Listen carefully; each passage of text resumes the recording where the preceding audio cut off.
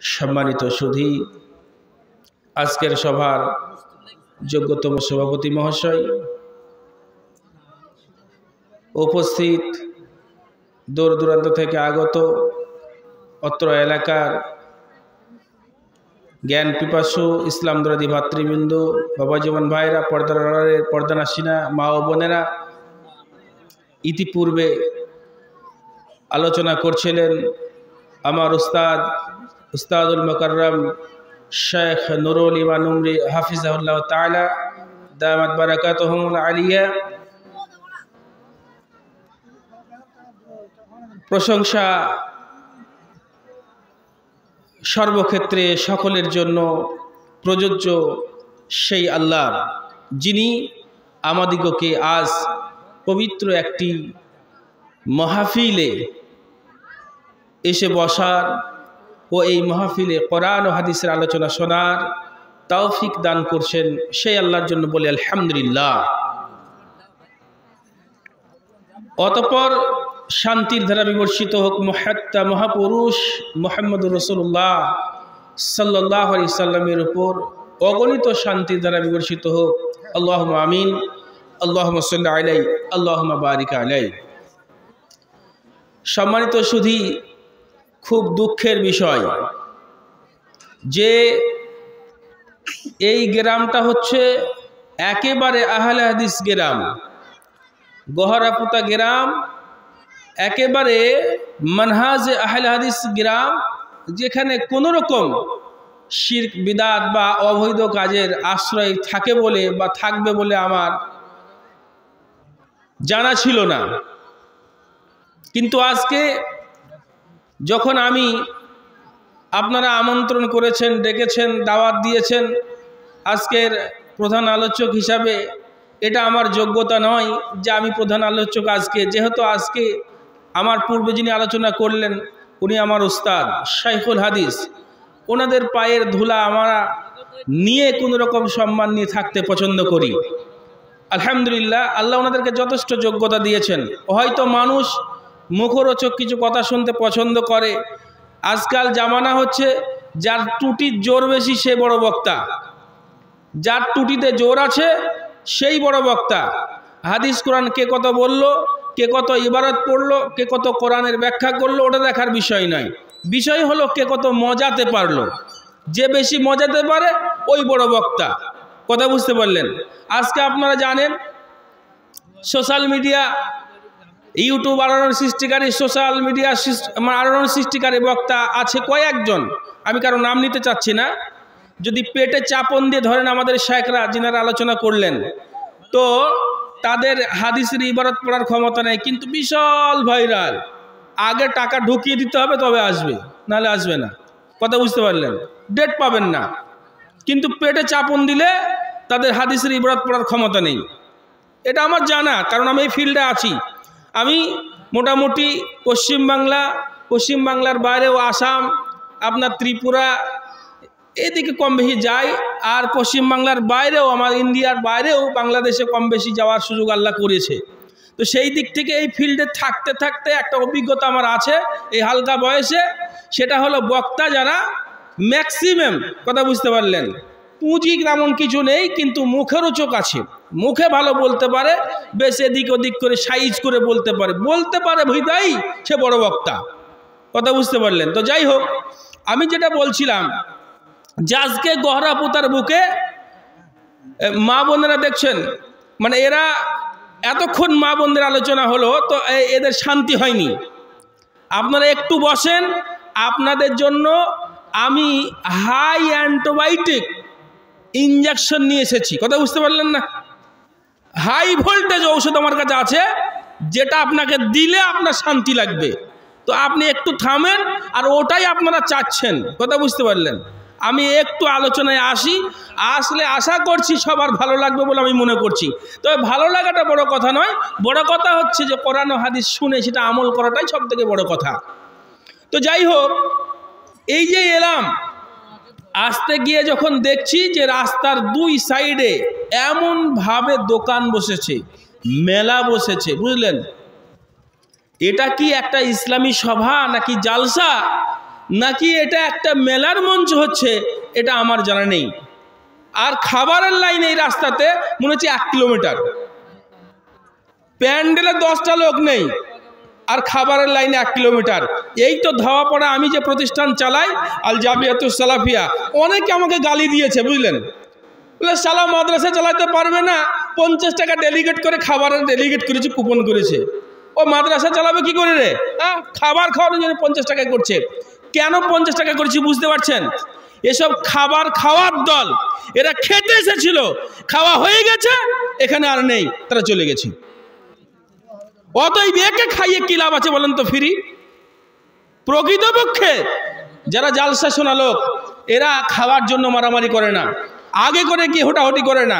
এরা জালসা স্টেজে থাকে, প্যান্ডেলে থাকে, এরা শেষবারে যদি সুযোগ হয় তাহলে দুটো খায়, না তো বাড়ি চলে যায়। এটা আমার অভিজ্ঞতা বলছি। 2015 সাল থেকে আমি মোটামুটি এই ফিল্ডে আছি, আর সেই ফিল্ডে থেকে আমার একটা অভিজ্ঞতার কথা বলছি। না, চা খাবো না, আমি চা স্টেজে খাই না, আর কাউকে খেতেও দিই না, ভালো লাগে না। কারণ হচ্ছে এতগুলো লোক বসে থাকবে আর আমি খাবো, ওটা কেমন লাগবে, খারাপ লাগবে।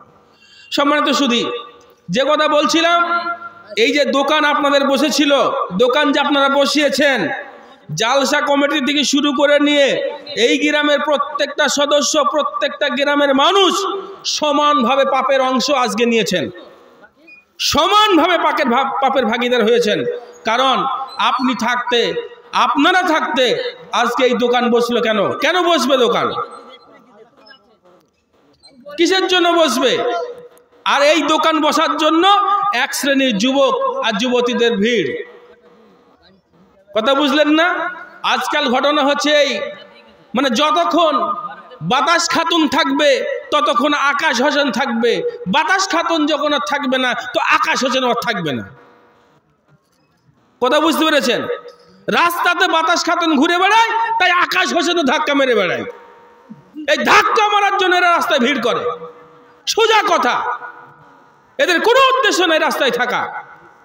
আর আজকালকার মেয়েরাও এত বেহায়া হয়েছে, সুবহানাল্লাহ, কি বলবো, আলোচনার প্রারম্ভেই বলি। আমার শাইখ বলছিলেন আজকাল আবার বোরখা, অনেক বোরখা পরা মেয়ে, এরা খুব নিজেকে পর্দানাশীল মনে করে, আবার এমন বোরখা পরে যে বোরখাতে সব আকর্ষণ করে। কিছুদিন আগে একটা ফেমাস গান ছিল, বোরখা পরা মেয়ে পাগল করেছে, গান ছিল না? ছিল কি ছিল না? যে বোরখা পরা মেয়ে পাগল করেছে। তো আজকের এই বোরখার হয়তো সেই কথা বলেছিল, বুঝলেন? আরে আমাদেরকে মাঝে মধ্যে এমন বোরখা দেখি আকর্ষণ করে। কি বলছেন আপনি? বলছেন মৌলভী সাহেব এই কথা বললেন? আরে যদি আপনার না হয় তো আপনি হিজড়া, আপনার না হলে আপনি হিজড়া। ওই বোরখা পরিয়ে আপনি আপনার স্ত্রীকে বার করেন কি করে? আপনার মেয়েকে বার করেন কি করে? আপনার সামনে দিয়ে যায় কি করে? আরে বোরখাতে কি আয়না লাগানো থাকতে হয়? আরে বোরখার ফিতে নাকে থাকতে হয় নাকি? বোরখার ফিতে আবার টেনে পেছন থেকে বাঁধতে হয়? এটা কি বোরখা?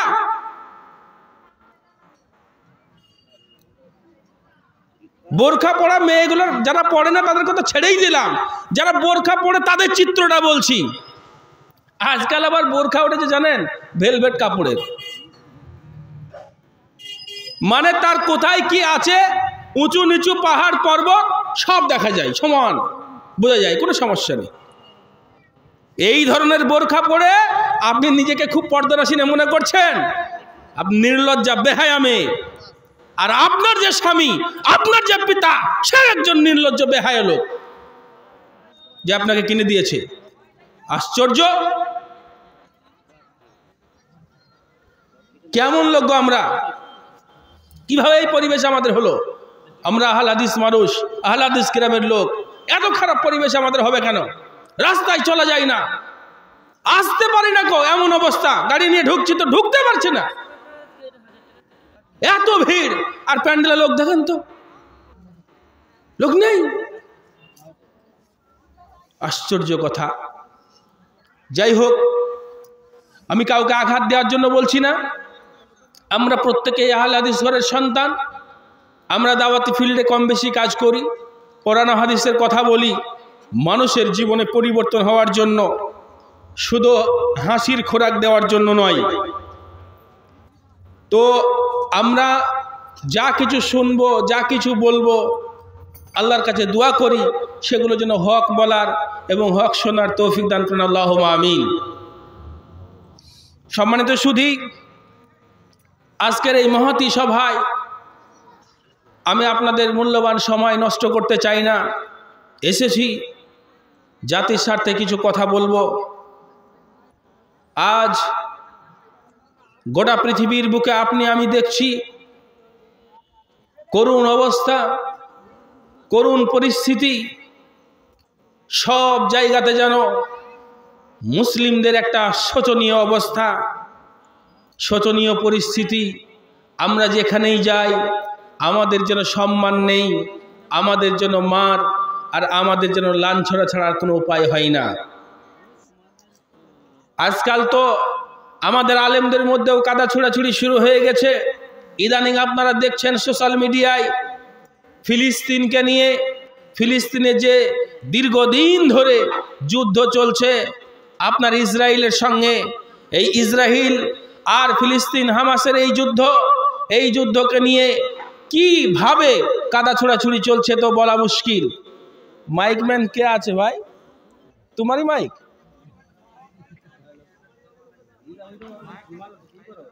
তো যাই হোক, এই যে কাদা ছুড়ি শুরু হয়েছে, আমরা আহলে হাদিস আলেমরা, সালাফি মানহাজের আলেমরা, আমরা তাদের জন্য দোয়া করছি কি করছি না, আমরা তাদের পক্ষে আছি কি আছি না, আল্লাহ সব থেকে ভালো জানে। কিন্তু সোশ্যাল মিডিয়ায় দেখেন তোলপাড় করছে একজন বক্তা, ভাইরাল বক্তা, ওই যে বলেছিলাম যে ভালো বলতে পারে, আর যার ভালো বলার ক্ষমতা আছে, যার ত্রুটির জোরে সে বড় বক্তা, তার নাম হলো আবু তহা আদনান। এই আবু তহা আদনান গত কয়েকটা দিনের মধ্যে বলেছে যে সালাফি মানহাজ নিয়ে আমি কি করব। এই মানহাজের এই ঘোমটা পড়া, আমাদের মতো যারা এই ঘোমটা পড়ে, মূলত আমার মতো ব্যক্তিকে কেন্দ্র করে বলেনি, বরং ঘোমটা পড়া ব্যক্তি ওই যে শেখ মতিউর রহমান মাদানী হাফিজাহুল্লাহ তাআলা, এছাড়াও যে সমস্ত মাদানীরা আপনার এইভাবে ঘোমটা পড়ে আলোচনা করেন, ওদেরকে কেন্দ্র করে কথা বলেছেন যে ওদের মুখে আমরা থুতা ফেলি, এই মানহাজের উপরে থুতা ফেলি। এই মানহাজ নিয়ে কি করব? যারা এই মানহাজ নিয়ে আপনার ইসরায়েলের পক্ষ নেই। আচ্ছা বলেন তো, কোন সালাফি মানহাজের লোককে দেখেছেন যে ইসরায়েলের পক্ষ নিয়ে কথা বলেছে? দেখেছেন? আমাদের এই দশা হওয়ার কারণ হচ্ছে নিজেদের মধ্যে কাদা ছোড়াছুড়ি। এ ওকে গুঁতা মারে, এ ওকে গুঁতা মারে, গুঁতা মারতে রে বাহাদুর। সম্মানিত সুধী, আজ পৃথিবীর বুকে আপনি যদি একটু নজরটা ঘোরান, আপনি ইন্ডিয়ার বসবাসকারী, আপনি ইন্ডিয়ার বসবাসকারী, ইন্ডিয়ার নাগরিক। এই ইন্ডিয়াতে, এই ভারতবর্ষে যদি আপনি একটু নজরটাকে লাগাই, তাহলে আমরা কত শান্তিতে আছি, কত ভালো আছি, কি সমস্যায় আছি না আছি, সেটা আমরা স্পষ্ট জানি বুঝি। সম্মানিত সুধী, আজ যেন দিবালোকের মতো জল করছে, কোথায় কি অবস্থা চলছে। ইউপির বুকে আপনি রিসেন্ট খবর আপনি হয়তো জানেন কিনা জানি না, ইতিপূর্বে আমাদের গরু জবাকে ইউপির বুকে বন্ধ ছিল, খাসি চলছিল, মহিষ চলছিল। আজ রিসেন্ট খবর আপনাকে বলছি, ইউপিতে মহিষ জবাই বন্ধ হয়ে গেছে, মহিষ আর কুরবানি করা যাবে না। কয়েকদিন পরে বলবে ছাগল আর করা যাবে না, তারপরে কয়েকদিন পরে বলবে মুরগি আর করা যাবে না, তারপরে বলবে ডিম আর খাওয়া যাবে না, শুধু মাঠ থেকে কলমি শাক তুল আর খা, এটাই তোদের খাবার। কথা বুঝতে পেরেছেন না পারেননি? কদিন পরে বলবে ওই যে গহরাপোতা মাঠ বিল আছে, ধাপাড়ার গহরাপোতার মাঠের বিল, ওই বিল থেকে কলমি শাক তুলে নিয়ে আসবি আর খাবি। এই ডিমও খাওয়া যাবে না, মাছও খাওয়া যাবে না, এই গোস্ত গরু খাওয়া তো যাবেই না। কথা বুঝতে পারলেন? এ হচ্ছে আপনার ইউপির ঘটনা বলছি, আপনার ভারতবর্ষের, আমার ভারতবর্ষের কথা বলছি। বেশি বলা যাবে না, বেশি বললে পরে গলায় রশি লেগে যাবে। কথা বুঝতে পারলেন? সম্মানিত সুধী, আজ বাংলাদেশ থেকে ওই তহা আদনান খুব লাফায়, ওরে বেয়াদব, তুমি সালাফি মানহাজের আলেমদেরকে কটু কথা বলো, লান্তান করো, তাদের মুখে দুধ পেলার কথা বলো। তুমি এত বীরের বেটা, এত বড় মুজাহিদ, তোমার এত সৈন্য, তোমার এত সামন্ত, তুমি কেন যাও না এখনো সেখানে? কেন তুমি এখনো ফিলিস্তিনের মাটিতে পৌঁছালে না? যেই ফিলিস্তিনের মাটিতে আজ মা বোনদেরকে কচুকাটা করা হচ্ছে, যেই ফিলিস্তিনের মাটিতে মুসলিমদের ঘরগুলোকে ভেঙে তছনছ করে দেওয়া হচ্ছে, যেই ফিলিস্তিনের মাটিতে আজ হসপিটালগুলোকে ভেঙে দেওয়া হচ্ছে, যেই ফিলিস্তিনের মাটিতে গর্ভবতী মহিলাদের পেটের বাচ্চাগুলোকে বার করে তারা উল্লাস করছে, ছোট ছোট মাসুম শিশু বাচ্চাগুলোকে তারা আজ ধ্বংস করে ফেলছে। আজকে সেই তাদের জন্য তুমি এমন কি করেছো, তার প্রমাণ কি? অথচ তুমি কাদা চুরাচুরি করে মুসলিম জাতির মধ্যে অনৈক্য তৈরি করছো, মুসলিমদের মধ্যে তুমি ফাটল ধরাচ্ছ। ওই বাংলাদেশেই তো আজকে কত আলেম জেলে গেল, কত আলেমের ফাঁসি হলো, তার কোনো শেষ আছে গো? সম্মানিত সুধী, আমরা যদি এইভাবে একটু একটু করে লক্ষ্য করি, দেখি গোটা ভারতবর্ষ নয়, গোটা পৃথিবীর বুকে আমাদের মুসলিমদের অবস্থা, সে মুসলিম রাষ্ট্র বলেন আর অমুসলিম রাষ্ট্র বলেন, কোথাও আমাদের অবস্থা ভালো নেই। সব জায়গাতে অবস্থা আমাদের করুণ। এই করুণ হওয়ার কারণ কি? করুণ হওয়ার কারণ নিশ্চয় আছে। কি আছে? আমার আল্লাহ রাব্বুল আলামিন বলছেন কোরআনুল কারীমের মধ্যে 8টা জিনিসের কথা বলছেন। রে আমার বান্দারা, যখন তোমরা দুনিয়ার বুকে 8খানা জিনিসকে মহব্বত করবে, 3খানা জিনিসকে তোমরা ছেড়ে দেবে। 8টা জিনিসের মহব্বত যখন তোমার দিলে চলে আসবে, আর 3খানা জিনিসের মহব্বত তোমার দিল থেকে চলে যাবে, তখন তুমি জেনে নিও, তখন তুমি ফাসিক হয়ে গেছো, তখন তুমি আর ইমানদার নও, তখন তুমি জেনে নিও গন্ডি পার করে চলে গেছো, তখন তুমি জেনে নিও তুমি গন্ডি অতিক্রম করে সীমা ছাড়িয়ে চলে গেছো। আর ওই সীমা ছাড়িয়ে যাওয়ার কারণে তুমি আর শান্তিতে থাকতে পারবে না, তুমি আর দুনিয়াতে আনন্দ থাকতে পারবে না, তোমার উপরে অত্যাচার নেমে আসবে, তোমার উপরে নিপীড়ন নেমে আসবে। কি? قل كان آباؤكم وأبناؤكم وإخوانكم وعشيرتكم وأموال اخترفتموها وتجارة تخشون كسادها ومساكن ترضونها أحب إليكم من الله ورسوله وجهاد في سبيله فتربصوا حتى يأتي الله بأمره والله لا يهدي القوم الفاسقين। আমার আল্লাহ রাব্বুল আলামিন নবী মুহাম্মদ সাল্লাল্লাহু আলাইহি সাল্লামকে ডেকে বলছেন, হে নবী, তুমি বলে দাও তোমার উম্মতদেরকে, আমার বান্দাদেরকে, 8খানা জিনিসের মহব্বত যখন দিলে চলে আসবে, 3খানা জিনিসের মহব্বত যখন দূরে চলে যাবে রে, ফাতারাব্বাসু, তখন তুমি অপেক্ষা করো, হাত্তা ইয়াতিয়াল্লাহু বিআমরি, আল্লাহর হুকুম আসা পর্যন্ত, আল্লাহর আদেশ আসা পর্যন্ত।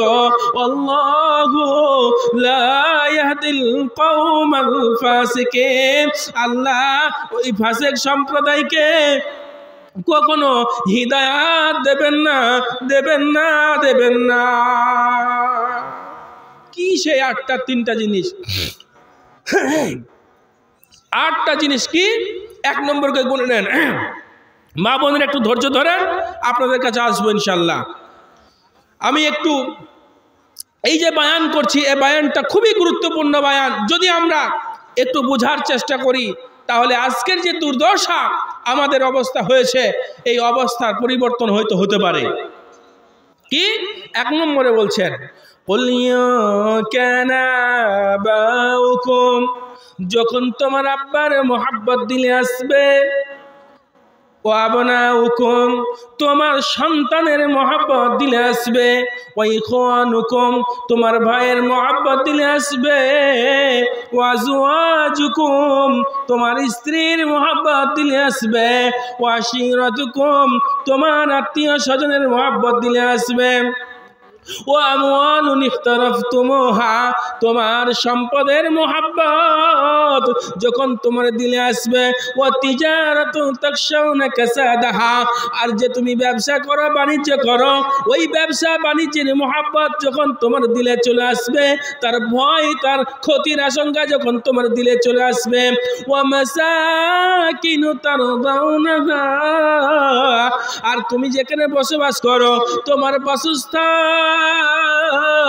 তোমার বাড়ি, তোমার ওই জায়গার মোহাব্বত যখন তোমার দিলে চলে আসবে, এই 5 আর হলো এই আপনার 8খানা, এই 8খানা জিনিসের মোহাব্বত যখন দিলে চলে আসবে, আহাব্বা ইলাইকুম মিনাল্লাহ, আল্লাহর উপরে যখন এদের মোহাব্বত বেশি হবে, ও রাসূলি, রাসূলের থেকে মোহাব্বত যখন এদের উপরে বেশি হবে, ও জিহাদি ফি সাবিলি, আর আল্লাহর রাস্তায় জিহাদের থেকে মোহাব্বত যখন এই 8টা জিনিসের উপরে বেশি হবে, তখন জেনে নাও ফাতারাব্বাসু, তখন অপেক্ষা করো, হাত্তা ইয়াতি আল্লাহু বিআমরি, আল্লাহর হুকুম আসা পর্যন্ত, আল্লাহু লা ইয়াহদিল কওমাল ফাসিকিন, আর যাদের মোহাব্বত এই 8টা জিনিসের মধ্যে চলে আসবে এরা ফাসিক হয়ে যাবে, আর ফাসিক সম্প্রদায়কে আমার আল্লাহ কখনো হিদায়াত দেবেন না,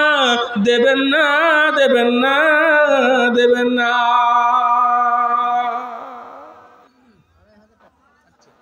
সম্মানিত সুধী, আপনি একবার বুকে হাত দিয়ে বলুন তো দেখি, আল্লাহর থেকে মোহাব্বত আব্বার উপরে আছে নাকি নাই?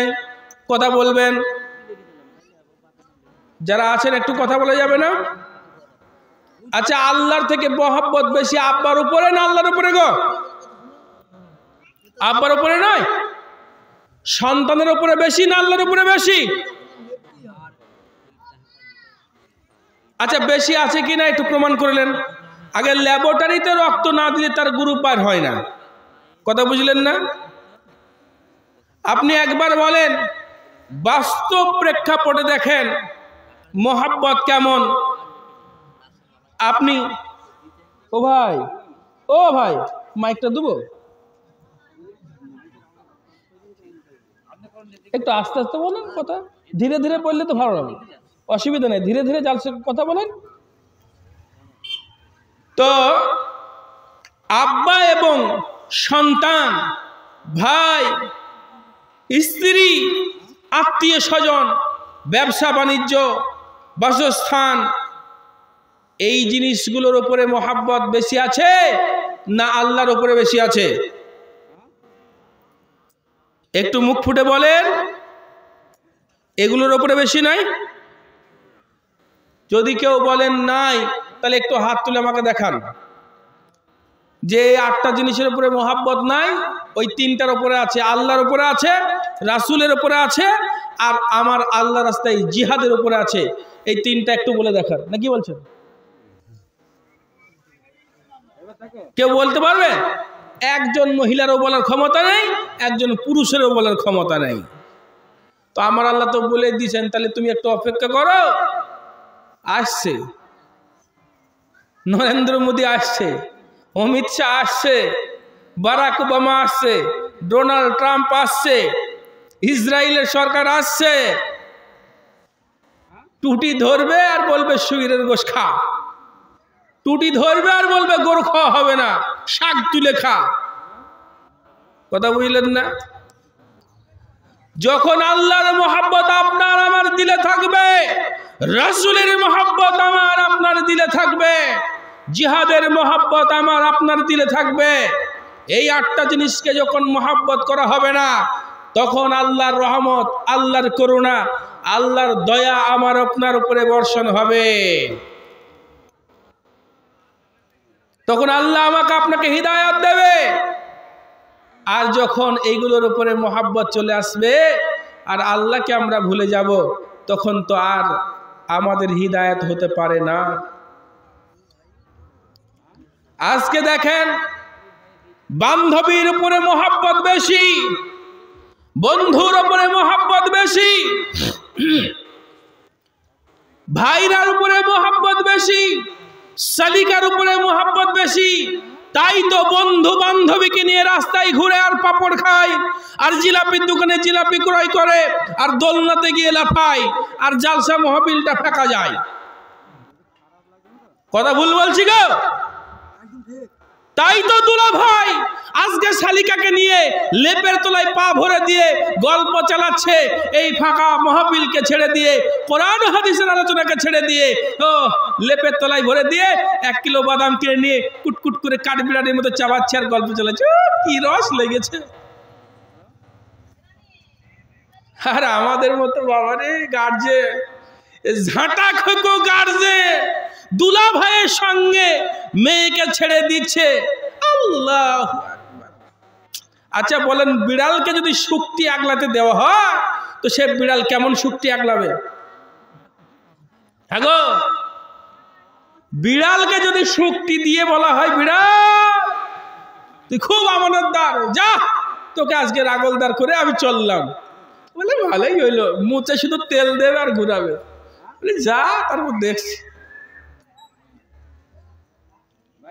এখনো যে সমস্ত বাবা জীবন ভাইয়েরা জামাই ছোট মেয়ে যাক, আকলমান কে লিয়ে ইশারা কাফি, জ্ঞানীদের জন্য ইঙ্গিতটাই যথেষ্ট। বেশি তলায় নামার দরকার আছে নাকি গো? আর নিচে নামতে হবে? এখান থেকেই বোঝা যাচ্ছে নাকি? ও আজকাল আবার আমার মা বোনরা বুঝলেন, এরা আবার কি জানেন আন্দোলন শুরু করেছে, বাক স্বাধীনতার আন্দোলন চাই, পুরুষরা যেমন কর্মে যায় আমরা তেমন কর্ম চাই, নারী পুরুষের ভেদাভেদ নয়, আমরা সবার সমান চাই, এক পায়ে পা লাগিয়ে কাঁধে কাঁধ মিলিয়ে চলতে চাই। আর এক শ্রেণীর বলছে ঠিক বলেছেন ভাই, আর বোন চলে আয়।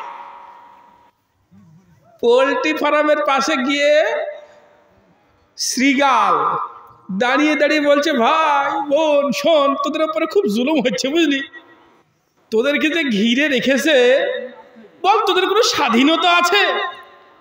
আমরা তোদেরকে স্বাধীনতা দিতে চাই। এটা কিন্তু অন্যায় করছে মালিক, তোদেরকে যে নেট দিয়ে জাল দিয়ে ঘিরে রেখেছে, এটা খুব বেয়াদবি হচ্ছে রে। তোদের স্বাধীনতা করতে হবে, স্বাধীন তোদেরকে বানাতে হবে। অতএব তোরা স্লোগানে পা মিলিয়ে দে, তোরা স্লোগানে পা মিলিয়ে দিয়ে আয়, তোদের স্বাধীনতা আমরা দেবো। আচ্ছা শিয়াল মনে হয় খুব হিতাকাঙ্ক্ষী নাকি, বলে নেট থেকে একবার বেরিয়ে দেখ। কথা বুঝলেন না?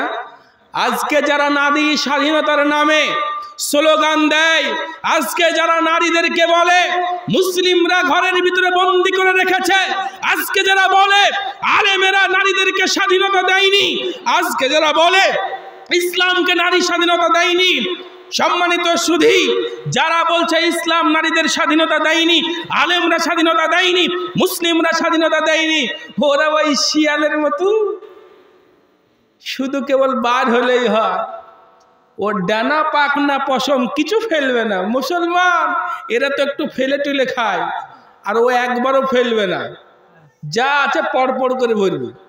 কথা বুঝলেন না? এরা হচ্ছে সেই স্বাধীনতা দেওয়া লোক।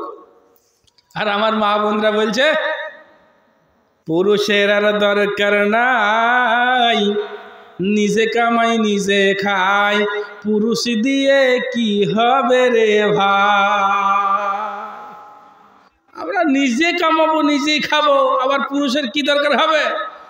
ধাক্কা মেরে চলছে। আমার জানা ইতিহাস বলছি, বাস্তব কথা বলছি, নাম বলছি না, তবে স্কুলের নামটা বলছি। এখন তেনারা আছেন কিনা আমি জানি না। মোটামুটি 2010 সালের কথা বলছি। 12 ভেগে হাই মাদ্রাসায় আমি ক্লাস 9-এ ভর্তি হই। ক্লাস 9-এ যখন 12 ভেগে হাই মাদ্রাসাতে ভর্তি হয়েছি, ওখানে আমার দুজন শিক্ষক, স্বামী স্ত্রী, ওরা উভয়েই শিক্ষকতা করেন, দেবগ্রামে রুম ভাড়া নিয়ে থাকেন। আমার মনে হয় তারা আর এখানে নেই, চলে গেছে, তাই বলছি। কথা বুঝতে পারলেন? অনেক দিনের কথা তো। সম্মানিত সুধী, স্বামী স্ত্রী দুজনেই চাকরি করে। একদিন কথায় কথায় মাস্টার মশাই বলেই ফেললেন যে জীবনে যেন কোনো চাকরিজীবী মহিলাকে বিয়ে না করে। আমি বলছি তালবিলেরা তো খুব ভালো হয়, বুঝলেন? যখন তালবিলিং পড়ে এরা খুব ভালো, শয়তানও ফেল হয়ে যায়। কথা বুঝতে পারলেন? শয়তানিদের বুদ্ধির কাছে হার মেনে যায়। একটা শয়তান, একটা গল্পের বই পড়ছি, বুঝলেন? একটা শয়তান রাস্তায় কটা তালবিলিংকে মাদ্রাসায় যাওয়া থেকে রুখবে, বন্ধ করবে, যে মাদ্রাসায় যেতে দেওয়া হবে না। তো এক কাজ করেছে, ও ঘোড়া হয়ে দাঁড়িয়ে গেছে, বলে আমার পিঠে চড়, আর আমি তোদেরকে শুধু খেলাই। খেলতে লাগলে তো কি হবে, ভালো লাগবে, যাবে না। ঘোড়ার পিঠে চড়া বলে কথা। 5-7টা তালবিলিং ছিল, চাপতে 3-4টে যখন চেপেছে, আরো 2-3টে খালি পড়ে গেছে, আর চাপা হয় না। তো তাহলে আমরা কি করব? তখন একটা তালবিলিং বলছে, ওই এটা বাঁশ পিঠে দিলি আয়। মাছ যখন নিয়ে এসে যায়, একদম দিয়েছে, বড় করে বলতে বাঁশের উপরে চিপেছে। ওরে শয়তান বলছে, বাপরে বাপ, আমি তালবিলিং জীবনে আর যাবো না। এই শয়তান, আমি যে কি শয়তান, আমার উপর দিয়ে না, বুঝলেন? আমি তখন টুক করে তালবিলিং মানুষ তো বলছি, স্যার যদি কিছু মনে না করেন তো আমি একটু ব্যাখ্যাটা জানতে পারি, এই ঘটনা বলার কারণ কি? তো উনি আফসোস করে বললেন, দেখো বাবু, তোমরা তো সব ছাত্র, আর ছাত্র হলেও আমরা তালবিলিং মানুষ একটু বড় হয়ে গেছি, 9-এ পড়ছি, তো এই জন্যই বলছি, ধরো তুমিও বাড়ি যাবে, সেও বাড়ি যাবে, দিয়ে গিয়ে যদি বলো 1 গ্লাস পানি দেন, তো বলবো কাজকে আমি কম করে এসেছি নাকি? আমিও আসলাম, তুমিও এসেছো, ঢেলে খাও। কথা বুঝলেন না? তাহলে চাকরি করার কি লাভ হলো, বুঝতে পারছেন? কি লাভ, কি আনন্দ। আর আপনি চাষি মানুষ হন, আপনি খুব দুঃখী মানুষ হন, টাকা নেই, পয়সা নেই, স্ত্রীটা বাড়িতে আছে, ওহ অর্ধাঙ্গিনী রমণী, যার গুণে ভরপুর, যার রূপে ভরপুর, যার কথায় মিষ্টতা আছে। আপনি অনেক ক্লান্ত পরিশ্রান্ত হয়ে বাড়ি ফিরেছেন, আসার সঙ্গে সঙ্গে যখন 1 গ্লাস পানি নিয়ে গিয়ে পাখাটা একটু আগিয়ে নিয়ে গিয়ে সামনে দাঁড়াবে, আপনার সব ক্লান্তি দূর হয়ে যাবে। ঠিক নাকি বলেন?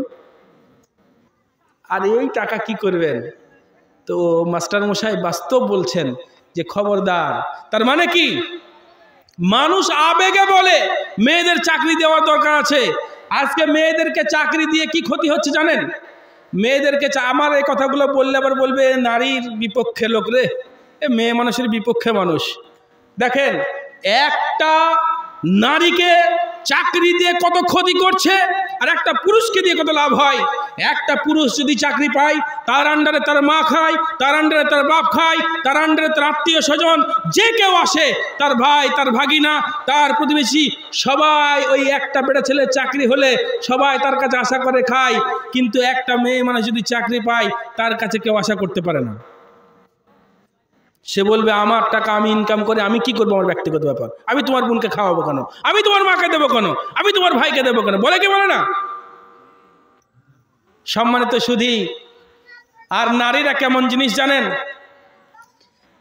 একটা পুরুষ যখন একটা স্ত্রীর স্বামী থাকে, তখন স্বামী হিসাবে সে ভালো নয়। আবার ওই যখন একজনের জামাই হয়, জামাই হিসেবে ভালো নয়। আবার যখন বউ নিয়ে এসে ঘরে ঢুকে, তখন বাপের কাছে সন্তান হিসেবে আর ভালো নয়, মায়ের কাছে সন্তান হিসেবে আর ভালো নয়। এভাবে পুরুষরা বিভিন্ন সমস্যায় জর্জরিত হয়ে যায়। আবার ওই মেয়েটা কেমন মেয়ে দেখেন, ওই মেয়েটাই যখন মা হিসাবে থাকে, তখন বলে আমার জামাইটা খুব ভালো গো, আমার জামাই এত ভালো, আমার মেয়েকে নিয়ে শুধু ভূভা করে পিপা করে শুধু আপনার ওই পালসার আর টিয়ার আর কেটিএম আর বুলেটে করে ঘুরে নিয়ে বেড়ায়, যেখানে বলে সেখানেই আমার মেয়েকে আমার জামাই ঘুরিয়ে নিয়ে বেড়ায়। আর আবার ওই মেয়েটাই কিছুক্ষণ পরে তাকে যদি জিজ্ঞেস করা হয় তোমার ছেলেটা কেমন গো, আর বলিসনি বোন, আমার ছেলেটাকে ওই কোথাকার ডাকুনির বিটি ডাকুনি এসেছে, আমার কাছ থেকে পর করে দিয়েছে, ও যা বলে তাই শোনে, আমার কথা একটুও শোনে না। কথা বুঝতে পারেন নাই? যখন ছেলে তার স্ত্রীর কথা শুনছে, বৌমায়ের কথা শুনে বৌমাকে নিয়ে একটু আনন্দ করছে, তখন মায়ের কাছে খুব খারাপ। আর যখন সেই মেয়েটারই তার মেয়েকে তার জামাই নিয়ে আনন্দ করছে, তখন খুব ভালো। এই হচ্ছে মেয়ে মানুষ, আর এই হচ্ছে মেয়ে জাত। মানে এরা যে কি বেকাহারের তৈরি। 3 চাকা ভ্যান দেখেছেন? দেখেননি গো? 3 চাকা ভ্যান এ খুব সোজা হয় নাকি? একবার হ্যান্ডেল ছেড়ে দেবেন, হ্যান্ডেল ছেড়ে দিয়ে দেখবেন আপনার বাংলাদেশের পর্দা পার করে একদম নিয়ে গিয়ে মায়ানমার বার্মায় পৌঁছে দেবে। কথা বুঝতে পারলেন? এক টানে। তো মেয়ে মানুষ যে কি জিনিস রে ভাই।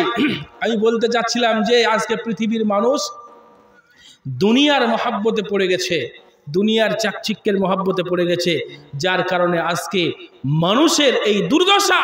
আজকে বাড়িতে শান্তি নেই, বউ মায়ের সঙ্গে শাশুড়ির মিল হয় না, ছেলের সঙ্গে বাপের মিল হয় না, আজকে শ্বশুরের সঙ্গে জামাইয়ের মিল হয় না, আজকে যা জায়ের সঙ্গে মিল করে চলতে পারে না, এক ভাই আর এক ভাইয়ের সঙ্গে মিল করে চলতে পারে না। এই না চলতে পারার কারণ হচ্ছে এদের দুনিয়ার মহাব্বত, দুনিয়ার হলুয়া, দুনিয়ার মিঠা এদের ভিতরে ঢুকে গেছে। এই ঢুকে যাওয়ার কারণে আজকে অশান্তি কলহগুলো চলে এসেছে।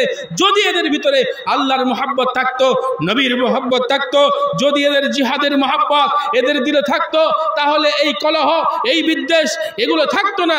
কারণ এরা তো আল্লাহর গোলাম, কারণ এরা তো রসুলের প্রেমিক, কারণ এরা তো আল্লাহর আশিক। আল্লাহর আশিক হয়ে আল্লাহর পথে এরা জীবন দিতে চায়। অতএব সামান্য দুনিয়ার কোনো স্বার্থ এদের কাছে কিছুই নয়। আজকে দুনিয়ার স্বার্থের জন্য ভাই ভাইকে হত্যা করতে এক বিন্দু দ্বিধাবোধ করে না। আজকে ভাই ভাইকে শেষ করে দিতে এক বিন্দু দ্বিধাবোধ করছে না। আজকে বাপ হয়ে সন্তানকে ফাঁকি দেয়, জমি জায়গার ভাগ দেয় না। ভাই ভাই তো দূরের কথা, কথা ভুল বলছে নাকি? আজকে একজন বউ একটা বাড়িতে আসার পর যে মহাব্বত বাড়িতে ছিল, ওই মহাব্বত তার থাকছে না। কানের গোড়ায় অক্সিজেন দিতে দিতে কাজ শেষ। ও হচ্ছে অক্সিজেন বেগম। কথা বুঝলেন না? কানের গোড়ায় শুধু অক্সিজেনে দেয়। এত অক্সিজেনের অভাব, ও 24 ঘন্টার মধ্যে 12 ঘন্টা শুধু অক্সিজেনই দিতে থাকে। এ দেখেন, এরা এখনো চুপ হয়নি।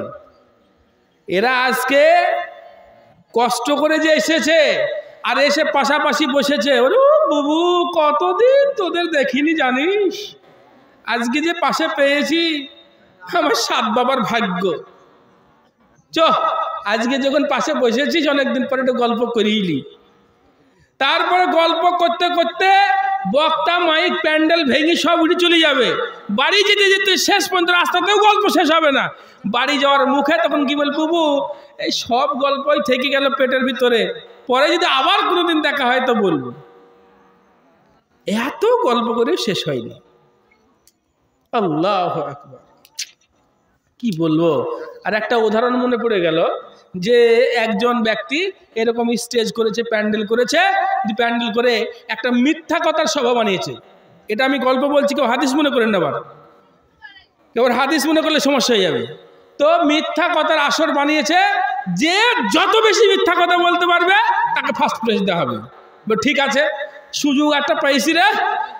একজন দৌড় বেরিয়েছে, বলছে আমি বলবো। বলে হ্যাঁ বলো। তো বলছে আমি আজকে নবী ঈসার সঙ্গে দেখা করেছি, স্বপ্নের মাধ্যমে আমার সঙ্গে দেখা হয়েছে, মুসা হয়েছে, সালাম হয়েছে।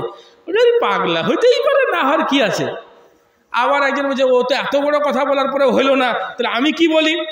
তো ও তখন বলছে রে বাপ রে বাপ, আজকে আমি কি করেছি জানো? কি করেছে? বলে আমি ওই নবী মুহাম্মদ সাল্লাল্লাহু আলাইহি ওয়াসাল্লামের সঙ্গেই দেখা করে ফেলেছি। ওরে বাপরে, তাই? ঠিক আছে, তাও হইতে পারে। কিভাবে দেখা করলে? ওই স্বপ্নে। ও ছাড় ছাড়, একটা খেপায় এই দিক দিয়ে লাল পড়ছে, এই দিক দিয়ে লাল পড়ছে। ওই যে আমি একটা বলবো, কি বলবি বল? আমি এই জালসায় আসছিলাম, আর ওই মোড়ে 100 মেয়ে বসেছিল। 100 মেয়ের মধ্যে সবারই মুখে তালা লাগানো, কেউ কথা বলছিল না। ওই তুই বেটা ঠিক বলেছিস রে, মিথ্যা কথা যে এটাই। 100 মেয়ে বসে থাকবার মিথ্যা কথা বলবে না, মানে কথা বলবে না। 100 মেয়ে যেখানে থাকবে আর সেখানে কথা হবে না, এর থেকে বড় মিথ্যা কথা আর কিছু হতে পারে না। ওরা কথা বলবেই বলবে। তাই এরা যে এক জায়গায় এসেছে ভাই, এরা যে কথা বলবে না, এটা কি হয়? এরা তো বলবে। কথা বুঝতে পারলেন? তো মা বোনেরা আমার, দুঃখ নেবেন না, একটু শান্ত হন। আল্লাহ রাব্বুল আলামিন বলছেন, বান্দা যদি তোমরা পৃথিবীর আযাব থেকে বাঁচতে চাও, পরকালে জাহান্নাম থেকে বাঁচতে চাও, তবে আমি তোমাদেরকে একটা পথ বলছি, ফালিয়াবুদু রাব্ব হাযাল বাইত।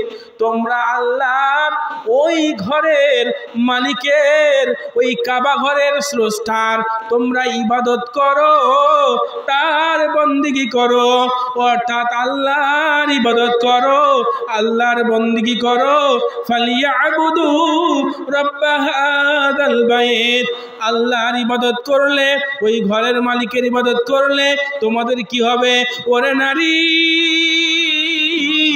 ওরে পুরুষ, শুনে নাও, আমার আল্লাহ বলছে, আল্লাযী আত'আমাহুম মিন জু'ইন ওয়া আমানাহুম মিন খাউফ। আমি আল্লাহ রাব্বুল আলামিন, যদি তোমরা আমার ইবাদত করো, আমার বন্দেগী করো, আমার উপাসনা করো, তাহলে আমি আল্লাহ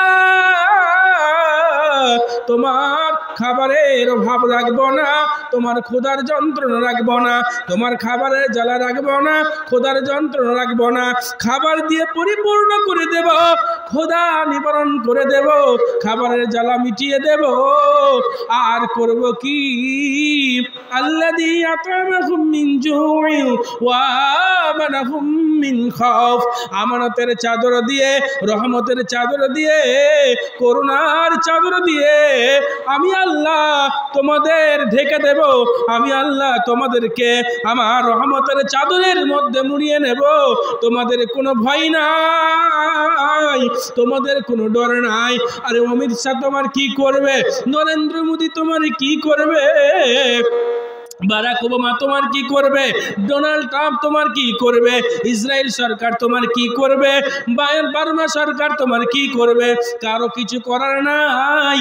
যদি তোমরা আমার ঘরে ঢুকে যেতে পারো, আমার রাস্তায় চলে আসতে পারো, আমার মসজিদে তোমরা যদি ঢুকে যাও, আমার বন্দেগী তোমরা যদি করে নাও, তাহলে আমি আল্লাহ তোমাদেরকে আমানতের চাদর দিয়ে পরিপূর্ণ করে দিয়ে রহমতের মধ্যে ডেকে নেব। তোমাদেরকে কে টাচ করতে পারবে না। আমি চট করে দু চারটে কথা বলে ইনাদের যে উদ্দেশ্য, সেই উদ্দেশ্যে ফিরে আসবো ইনশাল্লাহ। আচ্ছা বলেন, নবী ইব্রাহিম আলাইহিস সালাম যখন আগুনে পড়েছিলেন, মানে ফেলা হয়েছিল, নমরুদ যখন নবী ইব্রাহিম আলাইহিস সালামকে আগুনের মধ্যে নিক্ষেপ করেছিলেন, তো সেই আগুন থেকে আমার আল্লাহ তাকে বাঁচিয়েছিলেন কি বাঁচান নাই? বাঁচিয়েছিলেন। তো যে আল্লাহ নবী ইব্রাহিম নবীকে আগুন থেকে বাঁচাতে পারেন, সেই আল্লাহ এখন মারা গেছেন না জিন্দা আছেন? তো সেই আল্লাহ যদি এখনো জিন্দা থাকেন, তাহলে ইসরায়েলের সরকারের হাত থেকে আমাদেরকে রক্ষা করতে পারেন কি পারেন না? নবী মুসা আলাইহিস সালামকে লোহিত সাগরে যিনি রোড বানিয়ে দিয়ে পার করে ফেরাউনকে সেই লোহিত সাগরে ডুবিয়ে পানিতে মেরেছিলেন, সেই আল্লাহ এখন বেঁচে আছেন না মারা গেছেন? কথা বলেন। বেঁচে আছেন।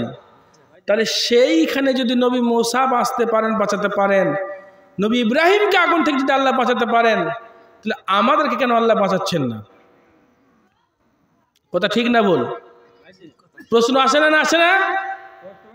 প্রশ্নের উত্তর হচ্ছে এক কথায়, নবী মুসার যে ঈমান ছিল, নবী ইব্রাহিমের যে ঈমান ছিল, সেই ঈমান আর আমার আপনার ভিতরে নাই, যার কারণে নবী ইব্রাহিমকে আগুনের মধ্যে ফেলার পরেও আল্লাহ আগুনকে ডাক দিয়ে বললেন, ইয়া নারু কুনি বারদান সালামান আলা ইব্রাহিম। হে আগুন, আমার খলিল, আমার বন্ধু ইব্রাহিম তোমার পেটের মধ্যে এসেছে, তোমার পেটের মধ্যে তাকে ঢোকানো হয়েছে, খবরদার আমার নবীর জন্য তুমি শীতল হয়ে যাও, আরামদায়ক হয়ে যাও। আমার নবীর জন্য তুমি ফুলের বাগিচা হয়ে যাও, তার যেন একটা পশমের ক্ষতি তুমি করবে না। যদি তুমি পশমের ক্ষতি করো তাহলে আমি আল্লাহ তোমাকে শুনব না। বলেন সেই আগুন কি ইব্রাহিমের কোনো ক্ষতি করেছিল? ইব্রাহিমের কোনো ক্ষতি আল্লাহ আগুনে ক্ষতি করতে পারেনি। কেন? আমার আল্লাহ ইব্রাহিমের সঙ্গে ছিল। মুসা নবীকে তাড়াতে তাড়াতে তাড়াতে নিয়ে এসে সাগরের প্রান্তে রেখে দিয়ে এবার ফেরাউন তাকে মেরে ফেলবে, পালানোর কোনো পথ নাই, যাওয়ার কোনো রাস্তা নাই। আল্লাহকে ডাক দিয়ে বলে, আল্লাহ আর তো আমার কোনো উপায় নাই, আর তো কোনো চলার পথ নাই। আল্লাহ তুমি একমাত্র আমার স্রষ্টা, তুমি আমাকে একমাত্র বাঁচাতে পারো, একমাত্র তুমি আমার স্রষ্টা। তুমি ছাড়া আমাকে কেউ বাঁচাবে না, তুমি ছাড়া আমাকে কেউ রক্ষা করবে না। আমার আল্লাহ ডাক দিয়ে বলে, ফেরাউন মুসা রে তুমি চিন্তা করো না, ওই যে তোমার হাতে আছে ওটা কি? মুসা বলল, আল্লাহ এটা আসা, এটা হলো লাঠি। আল্লাহ বললেন, ওই লাঠিটা তুমি সমুদ্রের উপরে ওই সাগরের মধ্যে মেরে দাও। লাঠি যখন সাগরের উপরে মেরে দিয়েছে, রোড হয়ে গেল, রোড হয়ে মুসা নবী পার হয়ে গেছেন। ফেরাউন তাড়াতে তাড়াতে এসে ওই রাস্তা দেখে ঢুকে গেল। এবার আল্লাহ বলছে, ওরে পানি, আমার বন্ধু মুসা চলে গেছে, আমার কথা বলার বন্ধু মুসা কালিমুল্লাহ চলে গেছে। এবার যে এসেছে ওটা হলো আমার দুশ্মন, ওটা হলো আমার শত্রু। অতএব ওকে তুমি পিষে দাও, যেমন তুমি আগের মতো স্রোত ছিলে, যেমন তোমার পানি ছিল, ওইভাবে তুমি চালনা শুরু করে দাও। ওইভাবে চালনা শুরু করে দিয়ে আমার আল্লাহ ওই ফেরাউনকে লোহিত সাগরে ডুবিয়ে ডুবিয়ে কাদা খাইয়ে পানি খাইয়ে মারিছিলে। আজকে আল্লাহ নরেন্দ্র মোদীকে মারতে পারে না, ইসরায়েলের সরকারকে মারতে পারে না, কিন্তু মারছে না কেন? না মারার কারণ হচ্ছে যে নবী ইব্রাহিমের, নবী মুসার যে ঈমান ছিল, আমাদের সেই ঈমান নেই। দেখেন না কত লোক ছিল খাবারের জায়গায়, ৫-১০ হাজার হবে জালসা মাহফিল। এটা তাকিয়ে দেখেন না, এই ছবি যদি কেউ দেখে, এই দৃশ্য যদি কেউ দেখে তা কি হবে? ওই দেখো বাদামাল্লা ওইদিকে আছে, আমার মা বলছি, খবর দিচ্ছি আপনাদেরকে, যান বাদাম খাইয়ে নেন। আল্লাহু আকবার। ২ মিনিটের একটা কথা বলি। কুকুর দেখেছেন? কুকুর দেখেননি? কুকুর দেখেছেন? কুকুর কিন্তু ২ প্রকার, একটা হচ্ছে প্রশিক্ষিত কুকুর আর একটা হচ্ছে অপ্রশিক্ষিত কুকুর। অপ্রশিক্ষিত কুকুর আমাদের এলাকায় আর বলতে হবে সকাল বিকাল, বুঝলেন না? আচ্ছা, ২ রকম যে কুকুর আছে, তো ২ রকম লোকের কাছেও থাকে। প্রশিক্ষিত কুকুর বলেন, নরেন্দ্র মোদী এখন দমদম এয়ারপোর্টে নামবে, দমদম এয়ারপোর্টে নামছে, আর ওর সঙ্গে একটা কুকুর আছে। ওই কুকুরটাকে কেউ যদি একটা ঢেল তুলে এরকম করে, ঢেলটা মারার আগেই করে কি হবে? গুলি করে শেষ করে দেবে। কাকে? মোদিকেও না, ওই কুকুরটাকে যদি কেউ ঢেল মারে। কারণ ওই কুকুরটার মালিক কে বলেন? মোদি, যার হাতে পাওয়ার আছে, ক্ষমতা আছে। আচ্ছা, আপনার বাড়িতে সকালবেলা একটা কুকুর বেশ রান্না করে সুন্দর করে সাইজ করে রেখেছেন, অনেক কষ্ট করে দেবগ্রাম জম্পুকর রেলগেটে মহিউদ্দিন কসাইয়ের কাছ থেকে সুন্দর কলিজা ভুনা করবে, খাবে বলে মনের আশায় বেশ 1 কিলো নিয়ে এসেছেন। সেনার বেশ ভালো মালটা নিয়ে এলেন, দিয়ে রান্না টান্না করে বিবিকে বলছেন তাড়াতাড়ি করে দে, এখন এক কাপ চাও খাননি, বেশ টেস্ট করে খাবেন বলে। দিয়ে রান্না করে মোটামুটি রান্না হয়ে গেছে, আর আপনি ওদিকে বসে আছেন। বিবি দেবে, তাড়াহুড়া করে গিয়ে একটা থাল কলপাড়ে নিয়ে গিয়ে ধুচ্ছে, আর এদিকে চুলোর পাড়েই কেবল গোষ্ঠটা নামিয়ে রেখেছে। আর বুঝতে পারছেন মিস্টার ডগ এসে বসান দিয়ে দিয়েছে। বলেন শান্তি কেমন লাগবে? কাঠের চেলা তুলে কেমন দেওয়া হবে বলেন তো? ওর বাপরে বাপ, করতে করতে করতে চললো গিয়ে আর একজনের দুয়ারে। ও তখন দেখছো রে সেই আব্দুল গাফফারের মাল খেয়েছিল, সেই মালটা। ও তখন ছিল একটা খুটবেড়ি মানে ওই মুগুর, ওই তুলে এক চললো। দেবগ্রাম হাই রোড NH-34 গিয়েছে, 14 চাকার লরি এসে পিছিয়ে দিয়ে চলে গেছে। কথা ঠিক বলছি না ভুল বলছি? এর কোনো মালিক নেই, যার বাড়িতেই যায় সে মার খায়। ঠিক বলছি না ভুল বলছি? আর যে কুকুরের মালিক আছে সেই কুকুরের গায়ে মারা তো দূরের কথা, টাচ করার আগে ধাঁধা ধাঁধা তাকে শেষ করে দেবে। তো আমার আপনার মালিক যাকে আমরা বলছি আমাদের মালিক আল্লাহ, আল্লাহ বলছে তোর আমার বান্দাই লোস। কথা বুঝলেন না? আল্লাহ বলছে তোর আমার বান্দা হওয়ার যোগ্যই অর্জন করিস নি, তোরা তো আমাকে ভালোই বাসিস না রে, আমার মাহবুবই তোরা নস। যার কারণে যার বাড়ি যাচ্ছিস, ভারতে থাকছিস তো এক লাথি, বাংলাদেশে যাচ্ছিস তো আর এক লাথি, ইরাকে যাচ্ছিস তো আর এক লাথি, ইসরায়েলে যাবি তো আর এক লাথি, যেখানে যাবি শুধু লাথিই খাবি, শেষ বেলায় মরে পড়ে থাকবি, দেখার লোক থাকবে না। আমার আপনার মালিক আল্লাহ, এটা যদি বিশ্বাস থাকে, আজ থেকে যে সমস্ত নারী বেপর্দা হয়ে চলছে এই বেপর্দাহি বন্ধ করতে হবে। যে নারী এখনো পরকীয়ায় লিপ্ত আছে ওই নারীকে আল্লাহর মহব্বতে পরকীয়া বন্ধ করতে হবে। যে শালী দুলা ভাইয়ের সঙ্গে গল্প করছে ওই দুলা ভাইয়ের সঙ্গে গল্প এখনই বন্ধ করতে হবে। যে পুরুষ এখনো পরকীয়ায় লিপ্ত আছে ওই পুরুষকে পরকীয়া বন্ধ করতে হবে। যে পুরুষ দাড়ি চাচ্ছে সকালবেলা উঠে 3 বার, ওই পুরুষকে দাড়ি চাচা বন্ধ করতে হবে। যে পুরুষ টাকনুর নিচে প্যান্ট পরে ওই টাকনুর নিচে প্যান্ট পরা বন্ধ করতে হবে। যে পুরুষ শীতের রাত্রে যত রাত্রি বেশি হয়, যত সকাল বেশি হয়, বউকে জড়িয়ে ধরে কাঁথা কম্বল বেশি মুড়ো দেয়, ওই কম্বল ছেড়ে দিয়ে বউকে সরিয়ে দিয়ে ফজরের আযান হয়েছে আসসালাতু খায়রুম মিনান নাও, মসজিদে গিয়ে সালাত আদায় করতে হবে, যেখানে থাকেন সেখানে সালাত আদায় করতে হবে। এভাবে যদি আপনি নিজেকে পরিবর্তন করেন, আপনার মুখে বিড়ি আছে, বিড়িকে এখনই ফেলে দিতে হবে। আপনার মুখে মদ আছে, মদকে এখনই ফেলে দিতে হবে। আপনি সুদের কারবার করেন, সুদ এখনই ফেলতে হবে। আপনি জুয়ার কারবার করেন, জুয়াকে এখনই ফেলতে হবে। আপনি জমিবন্দী কারবার করেন, এখনই ছেড়ে দিতে হবে। আপনি যত অশ্লীল কাজে লিপ্ত আছেন সব ছেড়ে দিয়ে এখনই ফ্রেশ হয়ে খালিস নিয়তে এক আল্লাহর গোলাম হয়ে যেতে হবে। মসজিদে ঢুকে বলতে হবে, আল্লাহ আমি ভুল করেছি, আমি অন্যায় করেছি, আমি অপকর্ম করেছি, এতগুলো অশ্লীলতা আমার ছিল, মাকে ভালোবাসিনি, আব্বাকে ভালোবাসিনি, আজকে সংসারে শান্তি নেই, একে অপরের সঙ্গে সম্পর্ক ঠিক নেই, কত অন্যায় করেছি, জীবনে কত নামাজ পড়িনি, জীবনে কত সুদ খেয়েছি, কত ঘুষ খেয়েছি, কত জুয়ার আড্ডায় থেকেছি, কত বিড়ে খেয়েছি, কত নেশা করেছি, কত জুয়ার আড্ডায় চলেছি, কত নারীর সঙ্গে ধস্তাধস্তি করেছি।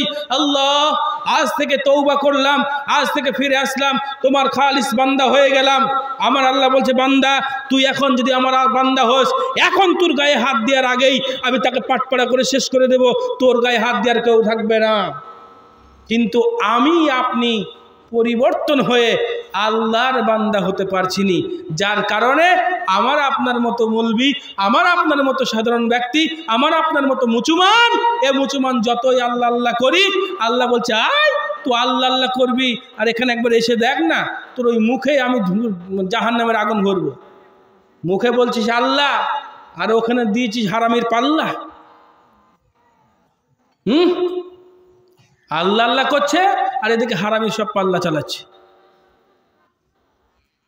এই জন্য আমরা পরিবর্তন হই, ইনশাল্লাহ যদি পরিবর্তন হয় তাহলে আমাদের কামিয়াবি হবেই হবে। মা বোন আপনাকে বলি, আল্লাহ রাসূল সাল্লাল্লাহু আলাইহি ওয়াসাল্লাম বলছেন, আল মারাতু ইযা সাল্লাত খামসাহা ওয়া সামাত শাহরাহা وأطاعت بالها وحفظت فرجها।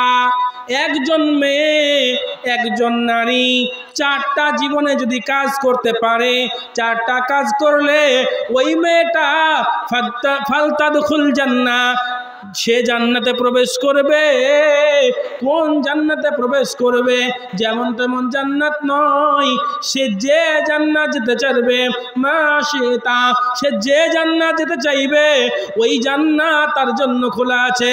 এ আমার মা, রে আমার বোন, একটু কথা কান দিয়ে শুনি।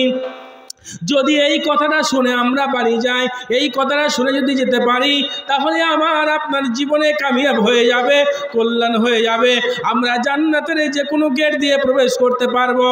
এক নম্বরে বিশ্বনবী বলছেন সাল্লাত খামসাহা, একজন মেয়ে যদি 5 ওয়াক্ত সালাত পড়তে পারে, ও সামাত শাহরাহা, রমজানের 30টা রোজা রাখতে পারে,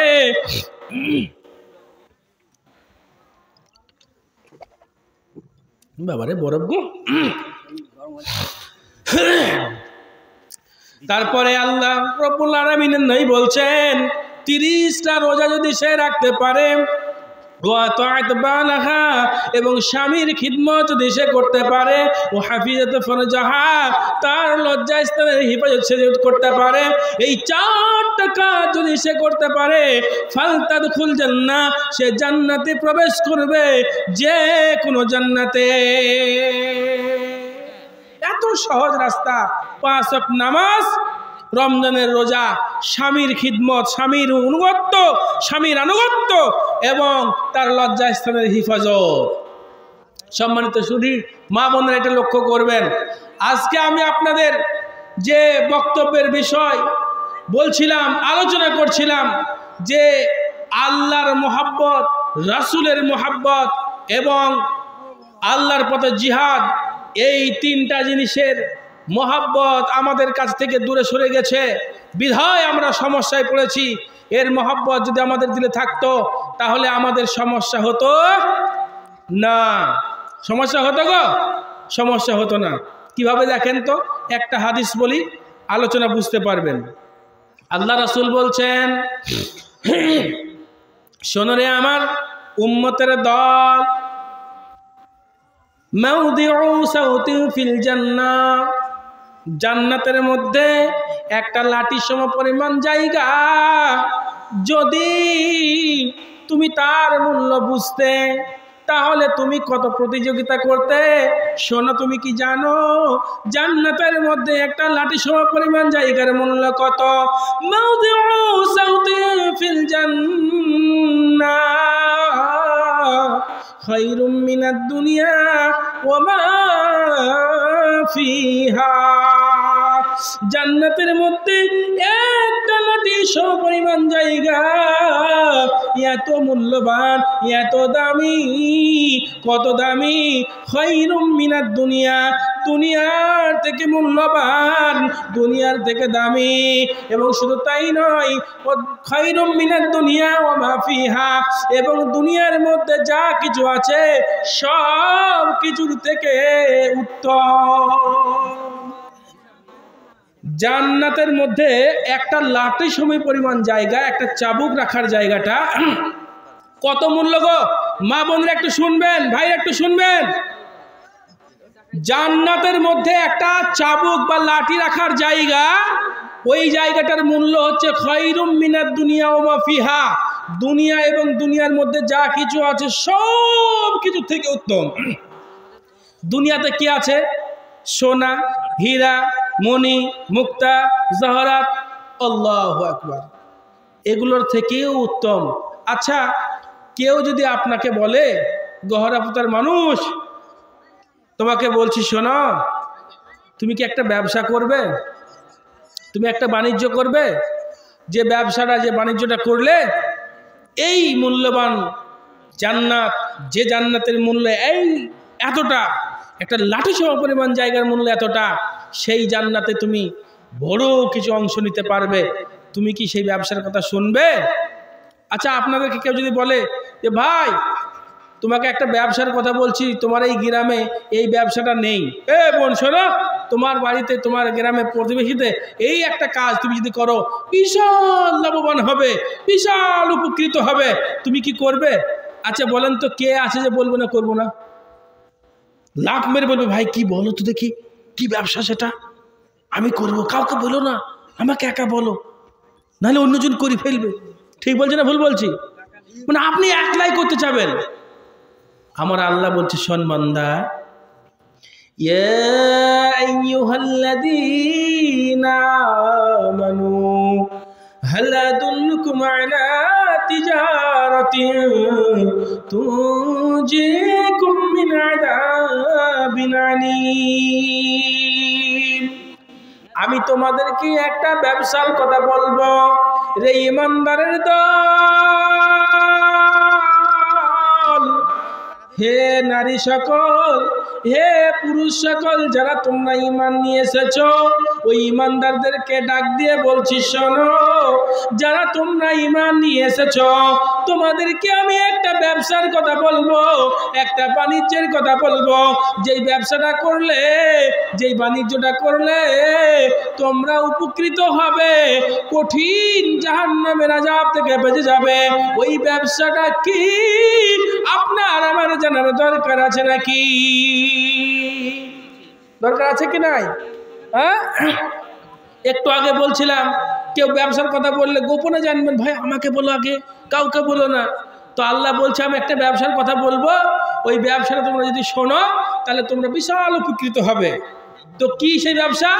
আল্লাহ বলছেন, হাল আদুল্লুকুম আলা তিজারাতিন তুনজিকুম মিন আযাবিন আলীম তুমিনুনা বিল্লাহি ওয়া রাসূলিহি ওয়া তুজাহিদুনা ফি সাবিলিল্লাহি বিআমওয়ালিকুম ওয়া আনফুসিকুম যালিকুম খায়রুল লাকুম ইন কুনতুম তা'লামুন।